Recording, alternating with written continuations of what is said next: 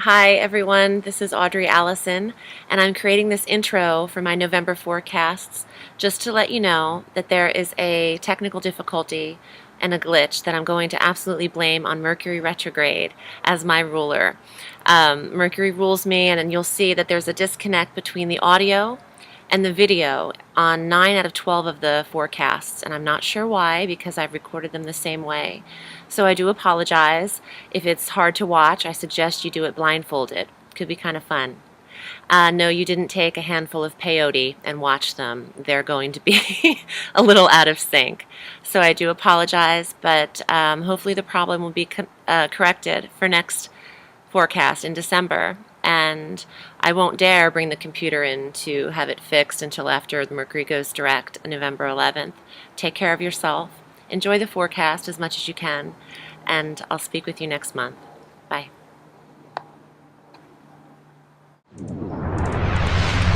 Hi Pisces, this is your November 2013 forecast, horoscope / taroscope. My name is Audrey Allison, and I just first would like to thank you so much for all of your love you show me on YouTube, for all of the thousands of hits and subscribers.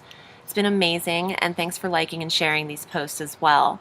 So let's just get right to it. I want to make these even shorter than last month, and there's even more planetary action happening. So on November 3rd, we have an annular solar eclipse, another eclipse. It's 11 degrees Scorpio, and this is activating your ninth house of faraway distant places, religions and philosophies, and long distance travel. Now, we've had eclipses like crazy. We started off with 2 in May, and then, or April and May, and then July, and then October, and now November 3rd. So, this is going to start off some new intentions for you in this ninth house area. So if you're thinking about planning something overseas, it's the perfect new moon to do so. Just don't implement it until Mercury goes direct, and we'll get into that in a little bit. So on November 5th, Venus goes into Capricorn, and this is in your 11th house. Usually Venus stays in a sign for 30 days. This time it's going to go into Capricorn, it's going to hit a retrograde. So she's going to stay there for 4 months in your 11th house of dreams and hopes and wishes, clubs, organizations, groups, and friendships. Great house. And to have Venus there, the planet of money and love and beautification, it's just bringing money to your dreams if that's involved, or love to you if that's what your wishes are. So make sure you have your wishes together and your dreams in order, because Venus is touching in that house, and by the end of that 4-month transit, things will be accumulating there for you. How great. And on November 7th, Jupiter is going to retrograde 20 degrees Cancer. He's been in Cancer since June of last year and will continue to do so until July of 2014. And I'm not too concerned about a retrograde because of Jupiter's benevolence. He's an abundant, lucky, expanding planet and magnificent planet. So this is touching in your 5th house of creativity and romance and fun and children. So I think that even though he's retrograding, he's still stimulating this sector for you throughout the whole year. And you'll find that that area is very lucky for you. Your romance is lucky, your relationships with children are very blessed and fun, and your own sense of self is childlike and lighthearted, which is amazing. Then we have Mercury direct, yay!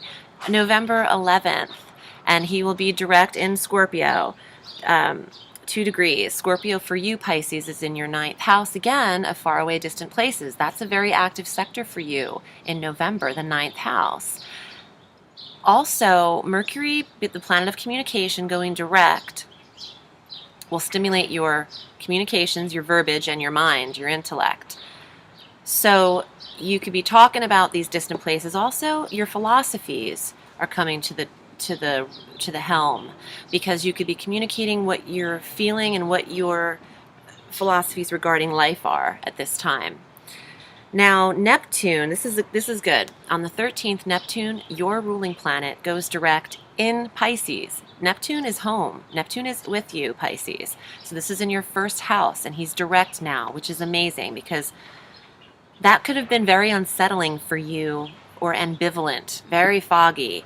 Neptune is the planet of illusion, disillusion, dreaminess, and magic, and creates a strong fog as it is. But when he's retrograde, you could have felt totally out of sorts on the mental realm. And now that he's direct in the first house of self and personalities, effective on the 13th, this could be an easier transition for you. So that's amazing. And he's been with you for quite a while. Now on the 17th, the full moon is in 25 degrees Taurus. Taurus is your third house of communications and short distance travel. So you've got short distance travel in the third house, long distance travel in the ninth house. You're moving. You're moving about. You know, you're wanting to get the ball rolling again after this retrograde in both Mercury and Neptune. So your communications will be more understood, more readily available to others, and you will be feeling like you're able to communicate better at this time. That's what the full moon brings. And the full moon can also bring change. Now, change regarding the third house could mean you could change up your communication style and how you want to project yourself and express yourself to other people. Nothing wrong with that. On the 19th, Chiron, that asteroid that I spoke of last month, goes direct, the wounded healer, and he's in Pisces. He's in your first house again. So you're healing from a lot, actually. Pisces can be healing internally. I'm going to pull some cards for you regarding this because I'm getting a little pull to do so and see what I get for you, Pisces. Amazing. The Three of Cups are the three females. This is friendships, that 11th house that Venus hits, and these are all Venusian women. Let's see here.